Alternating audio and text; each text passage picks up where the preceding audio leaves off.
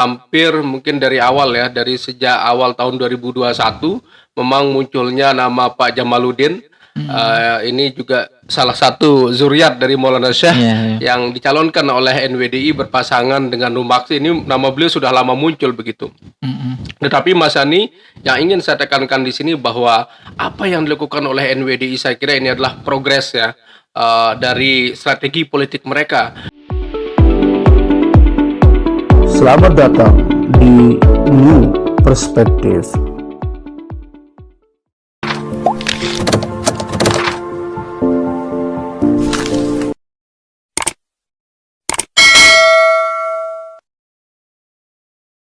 Ya, Assalamualaikum warahmatullahi wabarakatuh. Kembali lagi di New Perspective dengan saya Ahmad Yani dan narasumber kita analis politik setia kita Pak Dr. Saiful Hamdi, dosen Fisipol Universitas Mataram. Kali ini saya dan Pak Dr. Saiful Hamdi akan berdiskusi membahas terkait dengan perkembangan dinamika menuju Pilkada Bupati dan Wakil Bupati Lombok Timur 2024 yang sudah mulai hangat. Seperti yang kita ketahui bersama bahwa ormas terbesar di NTB dan di Lombok Timur yaitu Nahdlatul Watan Diniyah Islamiyah sudah menetapkan mendukung pasangan Rumaksi dan Jamaluddin sebagai calon bupati dan calon wakil bupati yang akan diusung di Pilkada Lombok Timur pada 2024. Nah, kita patut apresiasilah dengan keputusan dari Ormas NWDI, kendaki Pilkada masih 3 tahun lagi, tetapi Ormas NWDI sudah menentukan sikapnya dari sejak dini begitu dengan menjagokan pasangan Rumaksi dan Jamaluddin sebagai calon bupati dan calon wakil bupati di Pilkada 2024. Seperti kita ketahui bersama bahwa Pak Rumaksi saat ini menjabat sebagai wakil bupati Lombok Timur mendampingi Pak Sukiman Hazmi. Nah, sedangkan Pak Sukiman Hazmi sendiri karena beliau sudah 2 periode dipastikan secara aturan tidak boleh mencalonkan lagi sebagai calon bupati di Pilkada 2024. Dan Pak Jamaluddin adalah, kita tahu bersama beliau adalah Ketua Yayasan Pendidikan Hamzan Wadi. Tentunya kalau kita lihat dari kolaborasi pasangan ini, saya kira ini perpaduan antara tokoh senior dan tokoh muda begitu. Di samping itu ini saya lihat juga perpaduan antara politisi berpengalaman dan seorang akademisi dan teknokrat begitu. Nah, tetapi tentu terkait dengan pasangan ini akan lebih jauh lagi kami akan coba diskusikan dan lebih akan kita lihat seperti apa sih keunggulan, kelemahan dari pasangan ini, termasuk nanti juga akan coba kita kupas begitu terkait dengan potensi partai yang berpeluang untuk mendukung pasangan ini, karena kita tahu sendiri kan yang berhak untuk mengusung di pilkada itu adalah partai politik begitu, bukan ormas ya. Tetapi kita tahu sendiri ormas NWD ini di belakangnya adalah Partai Nasdem. Nah, sangat mungkin kemudian Partai Nasdem ini akan menjadi motor utama mengusung pasangan Rumaksi dan Jamaluddin di Pilkada 2024 begitu. Dan Pak Rumaksi sendiri masih saat ini sebagai Ketua DPD Partai Nasdem Lombok Timur, sehingga Nasdem secara kepartian tentu akan mendukung kadernya di Pilkada. Tetapi harus kita ingat bahwa syarat untuk mengusung di Pilkada itu adalah 10 kursi untuk di Pilkada Lombok Timur.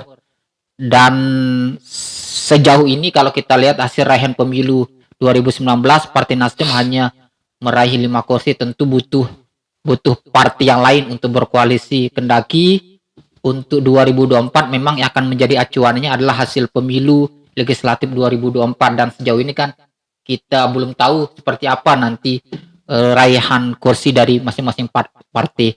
Dan ini akan coba kita diskusikan dengan Pak Doktor. Nah, Pak Doktor, ini kan patut kita apresiasi lah begitu dengan keputusan Ormas NWDI yang sejak dini ya, sudah menetapkan pasangan Rumaksi dan Jamaluddin sebagai kandidat yang akan dipersiapkan untuk berlaga di Pilkada Ultim 2024. Nah, Ya. kalau dari pembacaan Pak Doktor begitu, apa yang membuat Ormas NWDI ini bisa kita bilang mengambil sikap ya yang luar biasa lah begitu, berani dengan 3 tahun lagi pilkada, tapi dari sekarang mereka sudah mengumumkan pasangan Rumaksi dan Jamaluddin ini, karena biasanya setahu saya begitu ormas maupun partai politik itu biasanya akan menentukan sikap itu 1 tahun menjelang pilkada, atau bahkan mungkin yang hampir terjadi, yang sebagian besar terjadi adalah menjelang pendaftaran di KPU begitu. Tapi ini kan bisa kita bilang ini langkah berani dari Ormas NWDI begitu, 3 tahun 3 tahun menjelang pilkada sudah berani memutuskan kandidat yang akan diusung. Seperti apa Pak Dokter melihat langkah dari Ormas NWDI ini begitu? Ya, Mas Yani, terima kasih banyak kita ketemu lagi nih. Saya kira kita kemarin membahas isu politik nasional. Sekarang kita kembali lagi membahas isu politik lokal yang ada di Nusa Tenggara Barat. Nah, tepatnya di Pilkada Lombok Timur ya. Kita tahu Lombok Timur ini juga menjadi salah satu wilayah yang sangat ketat persaingannya karena banyaknya tokoh-tokoh yang kita anggap unggul, punya jamaah, punya voters ya di Lombok Timur, sehingga tentunya seperti pilkada-pilkada sebelumnya di Lombok Timur selalu hangat, selalu panas, dan kadang terjadi gesekan-gesekan yang sulit dihindari oleh masyarakat begitu. Tadi Mas Yani menanyakan bagaimana kemudian NWDI sudah dari awal ya, kalau kita hitung memang sekitar 2,5 tahun lah pilkada kita nanti akan berlangsung ke depannya. Saya kira ini langkah yang sangat tepat ya dilakukan oleh NWDI. Kalau kita berkaca misalkan di Pilpres Amerika ya, itu sudah setahun sebelumnya mereka sudah mulai kampanye. Jadi mulai dari internal disaring dulu siapa-siapa calon yang mau berlaga begitu, baik dari Partai Demokrat maupun dari Partai Republik. Nah, di sana di internal ya mereka akan dikontestasikan ya dengan beberapa calon. Lalu kemudian siapa yang terpilih melalui dukungan survei, kemudian ya termasuk juga survei internal ya dari partai-partai yang ada, kemudian itulah yang kemudian dicalonkan. Nah, ini saya lihat NWDI perlu belajar banyak dari kasus Pilpres yang ada di Amerika Serikat, bahwa dari awal mereka sudah bisa kemudian menentukan pasangan calonnya begitu ya. Tentunya juga kalau kita lihat hampir mungkin dari awal ya, dari sejak awal tahun 2021 memang munculnya nama Pak Jamaluddin. Ini juga salah satu zuriat dari Maulana Syekh yang dicalonkan oleh NWDI berpasangan dengan Rumaksi. Ini nama beliau sudah lama muncul begitu. Tetapi Mas Yani, yang ingin saya tekankan di sini bahwa apa yang dilakukan oleh NWDI, saya kira ini adalah progres ya dari strategi politik mereka. Karena bagaimanapun sebelumnya ketika pasangan selalu dipasangkan mendadak ya, dan tidak ada chemistry, tidak ada strategi dari awal, ini yang kemudian membuat baik partai politik maupun ormas-ormas pendukung menjadi gelagapan begitu. Tidak tahu apa yang harus dilakukan. Sementara kan kita sangat terbatas ya dengan media-media, pantauan-pantauan dari lembaga-lembaga KPU, Bawaslu ini kan sangat sulit untuk melakukan money politik ya, dan juga aksi-aksi yang kita anggap tidak legal lah begitu. Nah, ini saya kira kesempatan bagus buat NWDI yang sudah memulai stepnya menentukan pasangan calon. Saya kira itu Mas Yani pembacaan saya. Nah, kemudian kalau kita lihat ya, tadi Lombok Timur ini memang selalu panas ya. Dulu zamannya Ali Bede, bagaimana persaingan ketat dengan Sukiman Azmi dan juga Bang Samsul Lutfi ya waktu itu, dan beliau periode pertama memenangkan. Lalu kemudian Ali Bede periode kedua memenangkan. Ini saya kira luar biasa nuansa demokrasi yang ada di Lombok Timur begitu. Nah, beberapa nama coba muncul di sini ya. Kalau kita lihat misalkan ada Abdul Hadi dari PKS, kemudian ada Hairul Warisin dari Gerindra, kemudian ada Pak Najamuddin Mustafa kalau nggak salah dulu beliau di PKB ya, PKB lalu sekarang berpindah depan. ke PAN. Iya. Nah, ini jauh sekali dari Iya. NU ke Muhammadiyah. Iya, iya. Kemudian ada juga Muhammad Zaini yang sempat dipecat kemarin Iya. oleh Pak Sukiman Azmi karena bukan dipecat, digeser kali. Iya, iya. Karena terlalu awal mendeklarasikan Mendeklarasikan diri diri. sebagai calon. Kemudian ada beberapa nama lain Mas Yani, ada Pak Mugni, saya lihat beliau juga sangat potensial ya. Ada Tuan Guru, lalu Wildan yang punya risalah juga punya peran ya, tapi beliau di PKS sulit kayaknya untuk beliau muncul ya karena adanya Abdul Hadi, lalu ada Hasanul Halik ya. Iya. Kita tahu beliau kepala dinas di provinsi. Mm-mm. Jadi Mas Yani, saya kira ini persaingan akan ketat sekali nantinya. Bagaimana kemudian calon-calon ini harus mengambil langkah dari awal Langkah menetapkan awal. pasangannya. Pasangan ya, ya. Ya. Mm-mm. Oke, kalau kita melihat ya dua pasangan yang sudah katakanlah yang ditunjuk oleh teman-teman dari NWDI Mm-mm. yang yaitu Bapak Rumaksi dan Pak Jamaluddin ya. Mm-mm. Ini saya kira pasangan yang hampir komplit Mas Adi, Iya, yang iya. hampir saya tidak mengatakan sempurna karena kalau udah bicara sempurna itu wilayah Tuhan ya. Ini katakanlah pasangan yang hampir sempurna. Artinya Kenapa? saling Karena- melengkapi lah begitu. Iya, saling melengkapi. Ada beberapa keterwakilan saya lihat di sini, Mas Eni. Yang pertama kalau kita bicara age ya, di sini kan ada cross age. Bagaimana kemudian Pak Rumaksi, beliau ini ternyata setelah saya lihat biografi beliau cukup tua juga ya. Iya. Beliau udah hampir 70 tahun. 70 tahun. Seumuran dengan Prabowo lah. Oh, iya. Beliau lahir tahun 1951 sebelum PKI berarti ya. Zamannya Soekarno. Kemudian ada abang kita, Bang Jamaluddin. Beliau kalau nggak salah lahir tahun 1973 ya, 48 tahun. Saya kira ini ya kalau bahasa orang tuh golden age lah. Iya, Jadi iya. usia-usia emas Usia untuk kemasan lah.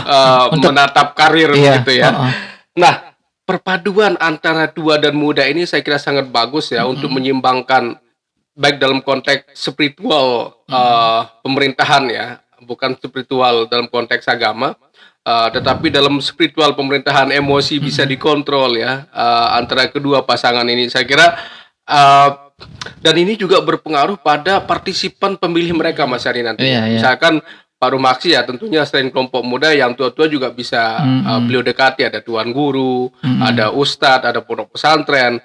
Nah kemudian mungkin Bang Jamaluddin lebih ke kelompok milenial ya, mungkin Iya, bisa iya. beliau get ya lewat gerakan-gerakan mungkin nanti ada pemuda NW, ada ISNWDI yang akan bergerak nantinya. Iya, ya. Nah, kalau kita bicara terkait dengan dua figur ini, yang pertama mungkin dari figur Pak Rumaksi yang saat ini kita ketahui bahwa beliau adalah wakil bupati Lombok Timur saat ini begitu. Iya. Kalau kita lihat track record beliau ini kan memulai karir politiknya itu dari tingkat bawah, dari kepala desa Bagai Payung di Pringgebaya.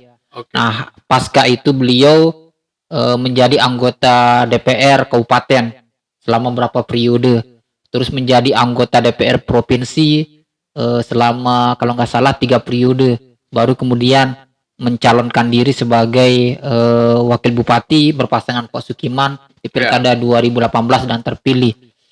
Nah, artinya kalau kita lihat track record beliau ini, perjalanan beliau ini, beliau kan sepertinya sudah punya investasi sosial yang cukup banyak lah begitu. Investasi sosial, investasi politik begitu. Bahkan kalau kita lihat tren hasil raihan suara beliau ini kan di pemilu legislatif sebelum beliau maju di pilkada itu, beliau sepertinya sudah punya pemilih yang loyal kepada beliau begitu. Iya. Nah, tentunya ini akan menjadi keunggulan tersendiri bagi Pak Rumaksi. Nah, dipadukan lagi dengan sosok Pak Jamaluddin begitu yang saat kita tahu sendiri beliau adalah zuriat dan pasti akan didukung penuh oleh Ormas INW dengan jamaah-jamaahnya begitu. Nah, hendaki memang kalau kita bicara pengalaman politik, beliau ini kan hampir tidak pernah muncul di politik begitu kan, baru dimunculkan sekarang. Kendaki memang beliau ini selama ini kita tahu konsen di teknokrat dan akademisi begitu sebagai pengajar di IAIH Pancor Lombok Timur. Iya. Nah, kalau Pak Doktor melihat ini dengan perpaduan dua kekuatan ini begitu, peluang paket ini untuk bisa unggul dari rival-rival politiknya ini seperti apa begitu? Misalnya kalau kita seandainya kalau kita sondingkan dengan ini kan yang berpotensi akan menjadi rival ini kan ada Pak Hadi yang sudah pasti ada PKS, Iya. ada Pak Heru Warisi yang sudah pasti ada Gerindra. Kendaki memang kita belum tahu dengan siapa mereka figur-figur ini akan berpasangan, karena kan Iya. kompetitor ini juga akan sangat menentukan juga terkait dengan potensi kemenangan kandidat itu. Iya. Seperti apa kalau Pak Dokter melihatnya begitu? Oke, Mas Andi, saya ingin lanjutkan tadi. Iya, Tadi sudah saya singgung sebenarnya kekuatan dari kedua pasangan ini yang disebut dengan maksimal ya, Iya. pasangan maksimal yaitu Rumaksi dan Dan Jamaluddin. Jamaluddin. Yang pertama tadi persoalan age ya, jadi ada keseimbangan antara tua dan muda. Ini menunjukkan dan menggambarkan bagaimana kedua tokoh ini bisa saling melengkapi nanti. Iya, Seperti yang saya katakan, mungkin Pak Jamaluddin lebih bisa mendekati kelompok milenial, kemudian Pak Rumaksi mendekati kelompok-kelompok tuh ya, mungkin tokoh adat, tokoh agama, Kelompok tradisional ya begitu. kelompok tradisional ya bisa bergabung di Iya. kubu beliau begitu.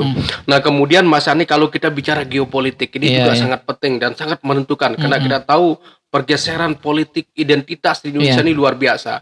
Bagaimana kemudian orang bicara keluarga, bicara kedaerahan ya, bicara kedesaan begitu. Iya, iya. Misalkan nih batu-batur yang ada, teman-teman yang ada di bagian daya, di bagian utara misalkan ya, sudah terwakili belum begitu. Kemudian batur yang ada di laut ya atau di selatan ini bagaimana? Nah ini saya melihat dengan pasangan ini setidaknya mewakili Mas Ani, kita tahu Pak Rumaksi dari Pringgabaya Iya. ya.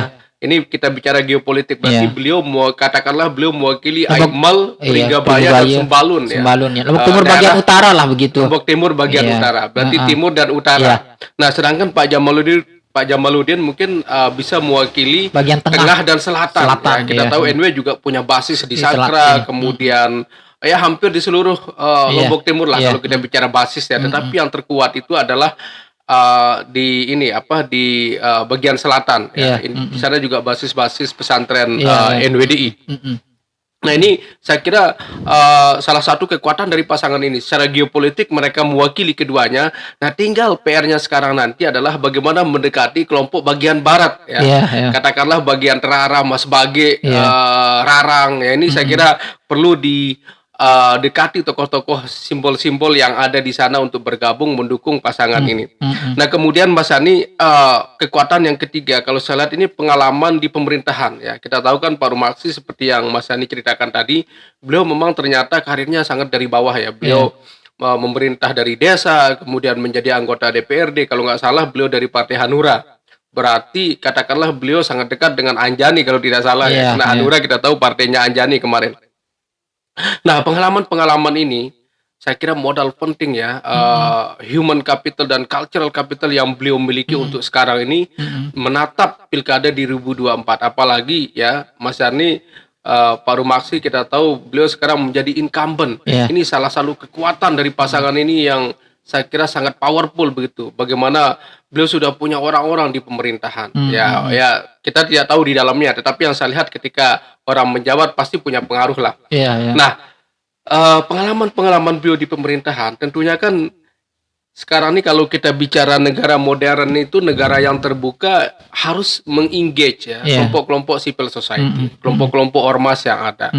Karena misalkan nih kita bicara pendidikan ya, kalau dari struktural pemerintah buat kebijakan, tetapi yang mengimplementasikan adalah ormas-ormas di bawah. Iya, iya. Nah, misalkan kalau Bang Jamaluddin kemudian mewakili kelompok civil society dalam konteks ini adalah NWDI ya.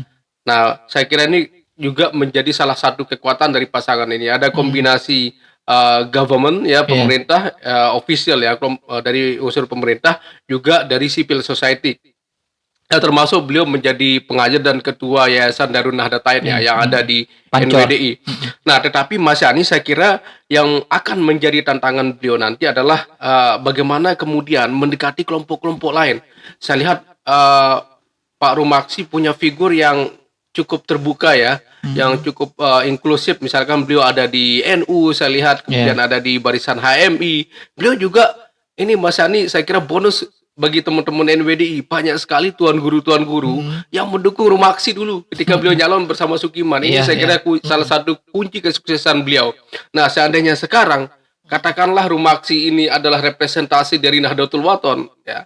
Kemudian Pak Jamaluddin juga representasi dari NWDI. Iya. Ya, saya kira ini ya bisa ketemu juga Iya, begitu kan, iya. walaupun Sangat mungkin Parumaksi bisa menyatukan dua ormas ini begitu. sangat mungkin Mas Iya, Ani. Karena saya lihat beberapa tokoh penting lah seperti Iya, ada iya. Tuan Guru Saleh yang saya tahu ya. Kemudian ya Pak Mugni juga saya kira berada di kubunya Rumaksi. Nah, sekarang dengan adanya pasangan ini, anggaplah beliau ini misalkan merepresentasikan kelompok yang ada di NW, kemudian Pak Jamaluddin NWDI, saya kira bisa ketemu ini. Tidak harus dari Zuriat. Ini yang saya katakan bahwa ya nanti kita bisa lihat ya bagaimana kebijakan politik NW juga ke depannya. Ya bisa Iya, saja iya. berubah. Ini kan dukungan ini musiman Iya. Mas Ani. Iya, Ya. Bisa iya. 5 tahun mendukung, besoknya tidak begitu. Iya, iya. Nah, kita harapkan bahwa kekuatan-kekuatan yang dimiliki oleh Pak Rumaksi ya, termasuk kefiguran beliau yang cair, yang kemudian bisa mendekati siapapun, ini menjadi modal penting buat beliau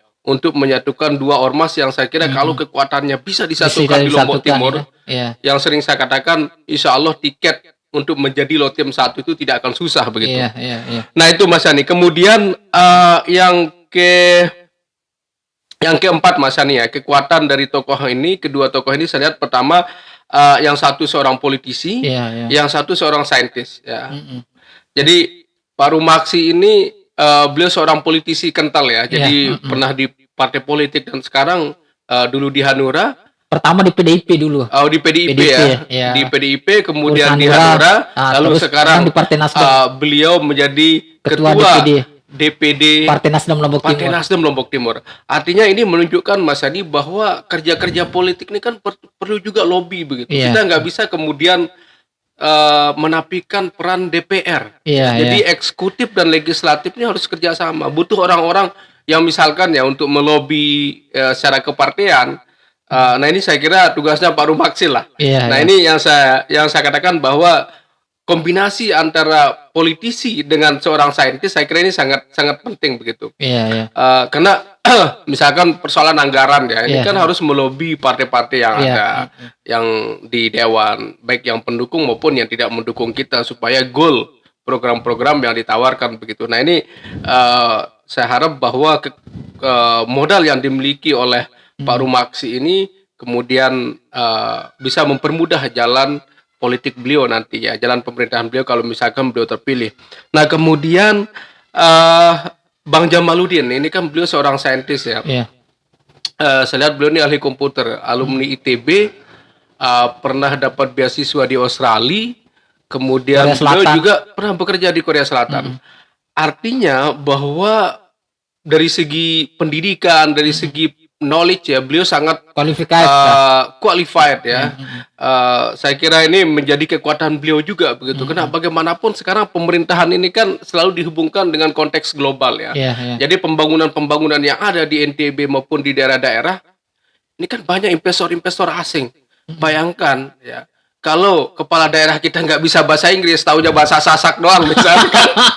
Taunya bahasa Indonesia. Ini repot ini kan. Repot, ya, Nah, ya. saya yakin dengan pengalamannya Pak Jamaluddin ini Iya, bisa iya. membackup lah Pak Iya, Rumaksi iya, kan. Rumaksi ya. Misalkan Bang Jamaluddin beliau ya pasti sangat menguasai bahasa Inggris lah. Beliau lama di Australia, kemudian sempat kerja di perusahaan asing. Ini menurut saya juga menjadi kelebihan yang dimiliki oleh pasangan ini Mas Yani. Iya, iya. Nah mungkin nanti secara personal ya itu artinya kalau bicara paket pasangan Iya, ini iya. itulah kelebihan-kelebihan mereka ya. Tapi secara personal bisa juga kita bahas. Iya, iya. Nah, ini kan kalau yang saya lihat begitu, yang asumsi saya secara pribadi, keputusan NWDI yang masih 3 tahun lagi pilkada tapi sudah menetapkan pasangan Rumaksi dan Jamaluddin, kalau saya lihat ini lebih juga sebagai langkah awal dari Ormas NWDI untuk menghitung kebenerimaan paket ini di tingkat publik. Dan itu tentu nanti akan dilihat dari hasil survei yang ada begitu, apakah Iya, iya. trennya nanti pasangan ini mengalami kebenerimaan yang cukup baik, artinya elektabilitasnya cenderung naik begitu menjelang pilkada 2024, atau sebaliknya mengalami penurunan.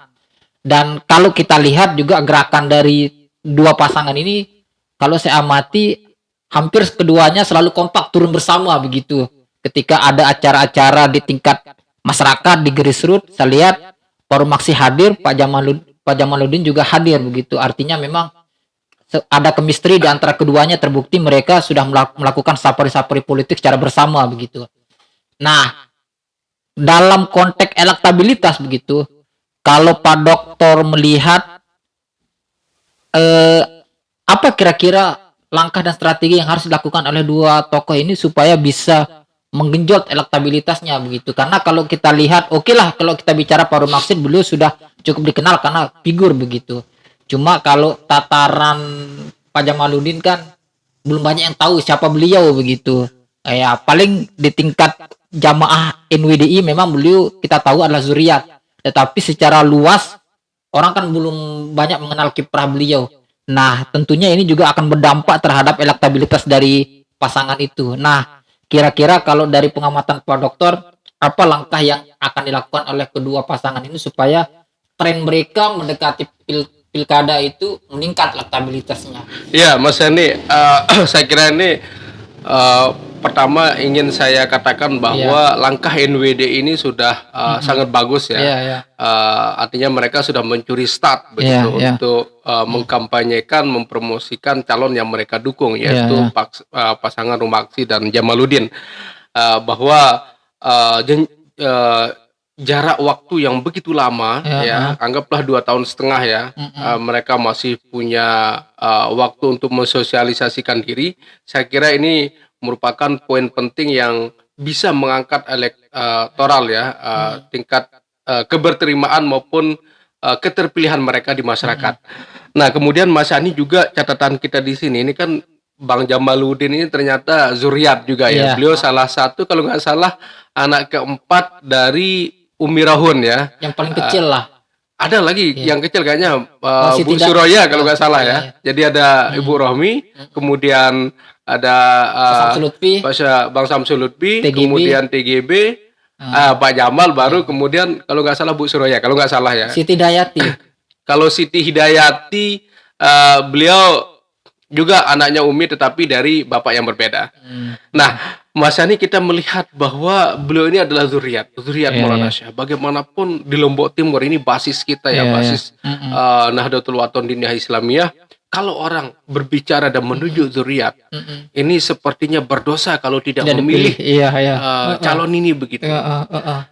Ini saya kira tinggal memoles saja Mas Yani. Jadi kalau udah ada NW ataupun MWDI mendukung calonnya, ini seperti sebuah bonus begitu, bonus politik yang sering saya katakan demografi politik ya untuk NW sendiri, untuk NWDI sendiri. Nah ini saya kira keberadaan beliau sebagai zuriat otomatis Mas Yani tinggal dipublikasikan ya. Kalau bicara strategi mungkin teman-teman mudah lah ya, bagaimana menguatkan di media sosial. Karena sekarang kan media sosial ini cukup efektif juga cukup efektif sebagai alat kampanye. Sebagai alat kampanye, misalkan Ganjar, saya perhatikan Ganjar Pranowo, sahabat Ganjar itu sampai berapa grup dan di atas 10.000 yang kemudian menjadi membersnya. Bayangkan kalau misalkan nanti sahabat maksimal ya, Rumaksi Jamal misalkan, mungkin mereka perlu membentuk sayap-sayap relawan gitu.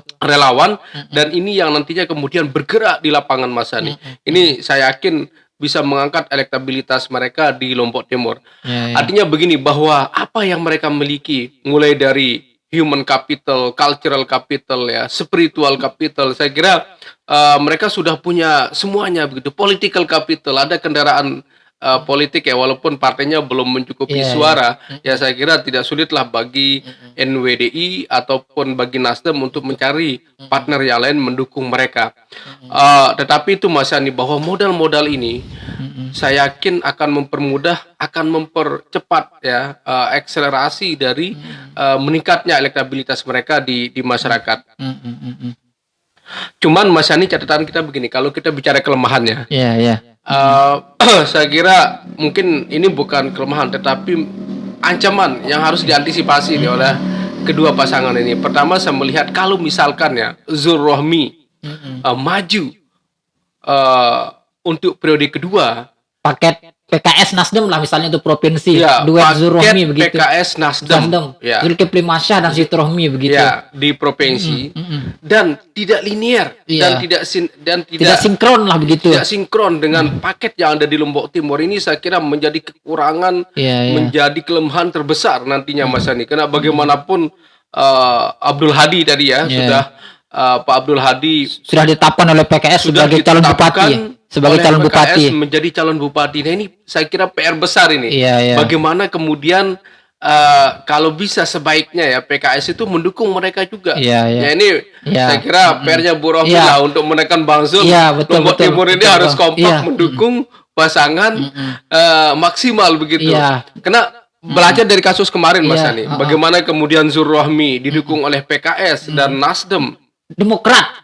dan Demokrat ya Iya. pada waktu itu di Pilkada provinsi. di pilkada provinsi, tetapi di Lombok Timur PKS justru mendukung Hairul Warisin dan itu mengalahkan suara Iya. Bang Samsul Lutfi saya kira. Artinya banyak faktor Iya. lah kenapa Iya. kemudian Bang Samsul Lutfi pada waktu itu Iya. mengalami kekalahan ya. Iya. Iya. Artinya ini menjadi pelajaran yang penting untuk bisa disadari oleh teman-teman kita di NWDI sekarang. Kalau mereka mau sukses menurut saya, ini PR terbesar. Bagaimana kemudian mereka mendekati PKS supaya juga mendukung pasangan ini. Nah kalau PKS mendukung, Iya, iya. ya artinya tidak terlalu struggle lah ya pasangan Iya, iya. ini untuk menjadi orang nomor 1 di Lotte. Ya, meski mungkin Bang, kalau saya ngelihatnya memang kelihatannya agak sulit untuk linear begitu. Karena kita ketahui sendiri ini kan PKS sebagai partai pemenang pemilu di Lombok Timur untuk Pileg 2019. PKS sekarang kadernya Pak Murnan Hadi menjadi ketua DPRD Lombok Timur, artinya secara raihan jumlah suara PKS pemenangnya. Tentu PKS akan percaya diri untuk mengusung kadernya karena dia partai pemenang begitu, sehingga memang sejak awal sudah menetapkan Pak Hadi sebagai calon bupati. Nah, ini yang menjadi catatan kita. Nah, kalau kita melihat konstelasi terakhir ini kan ada pernyataan-pernyataan juga dari elit NWDI bahwa untuk di tingkat provinsi kita akan pertahankan paket Zulkifli Masyah Sitorhmi. Nah, tetapi kalau kita flashback seperti kata Abang tadi mengacu ke Pilkada 2018 dengan tidak linearnya dukungan baik di provinsi maupun di kabupaten itu kan menjadi sebuah kerugian begitu. Karena kerja-kerja mesin partai itu tidak bergerak secara bersamaan begitu. Sehingga yang terjadi kemudian adalah harus ada yang dikorbankan. Apakah itu dikorbankan di pilkada provinsinya ataukah yang dikorbankan di pilkada kabupaten gitu. Dan saya lihat misalnya di pilkada 2018 itu ketika tidak linearnya dukungan antara di pilkada provinsi dengan di pilkada Lombok Timur, yang menjadi korbannya adalah pasangan Samsul Lutfi Najamuddin. Kenapa? Karena yang saya lihat saat itu full kerja-kerja mesin politik NWD itu hanya fokus di pilkada provinsi memenangkan Zurohmi, sehingga cenderung pilkada Lombok Timur terabaikan. Iya. Terabaikan. Kenapa? Karena ini akibat tidak linearnya dukungan. Di samping itu memang nomor urut pasangan itu tidak sama begitu. Iya. Sehingga ini cenderung kan yang menjadi kendala juga pergerakan dari mesin-mesin partai. karena di tingkat publik yang saya lihat ya ini kan kadang-kadang misalnya terutama di pemilih kita yang sudah relatif agak tua begitu, mereka tidak bisa membedakan mana pilkada provinsi mana pilkada kabupaten karena secara bersamaan akan mencoblos. Yang dia tahu adalah yang penting kita ke TPS dan mencoblos. Ya. Sehingga saat itu yang saya lihat memang fokus dari Ormas NWD ini adalah ke Zurohmi. Nah, dengan kondisi yang ada kalau seandainya PKS tetap pada opsi pertama begitu menjagokan Pak Hadi dan ini tidak ketemu begitu, kira-kira apa sebaiknya langkah yang akan dilakukan oleh NWDI begitu Bang untuk bagaimana memaksimalkan potensi kemenangan dari pasangan Rumaksi Jamaluddin ini begitu Bang? Ya, Mas Yani, saya kira ini menjadi pelajaran politik ya yang harus teman-teman NWDI perhatikan ketika mereka mengalami kegagalan di Lombok Timur walaupun sukses di provinsi. Artinya bahwa jangan sampai kemudian kader-kader kita juga justru di kandang sendiri kalah begitu. Ini Lombok Timur ini, Bro. Jadi nggak boleh NWDI itu kalah kan begitu. Ini basis masa Nahdlatul Wathon Diniyah Islamiyah, jangan sampai kemudian muruah organisasi kita turun gara-gara kalah di pilkada kan. Kalah di kandang sendiri. Kalah di kandang sendiri. Nah, artinya apa? Bahwa ya oke lah, seandainya misalkan ya kemudian PKS tidak mendukung pasangan maksimal di Lombok Timur, walaupun harapan kita ya nanti mungkin lobby-lobbynya Bu Rohmi lah ke Bang Zul ya ke DPP supaya menekan Lombok Timur ini juga satu paket begitu kan. Tetapi ya mungkin sulit ya karena mereka partai yang leading ya, yang pemenang di Lombok Timur begitu. Tetapi Mas Hani it's okay, artinya kan orang menjadi era demokrasi ini kan tidak ada yang gampang, Mas. Harus orang berjuang, meyakinkan masyarakat. Saya kira nanti strateginya adalah bagaimana membentuk relawan-relawan sebanyaknya, karena mereka lah yang turun ke masyarakat, Mas Hani. Karena kadang-kadang begini, NWD ini kan penyakitnya penyakit kita secara kultural. Ini ada orang-orang yang selalu memasang diri di depan tetapi tidak punya nama di masyarakat. Ini yang saya sebut sebagai oligarki kekuasaan yang sangat merugikan NW.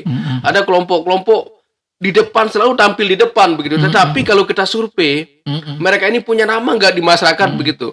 Sementara elit-elit kita sangat percaya sama mereka.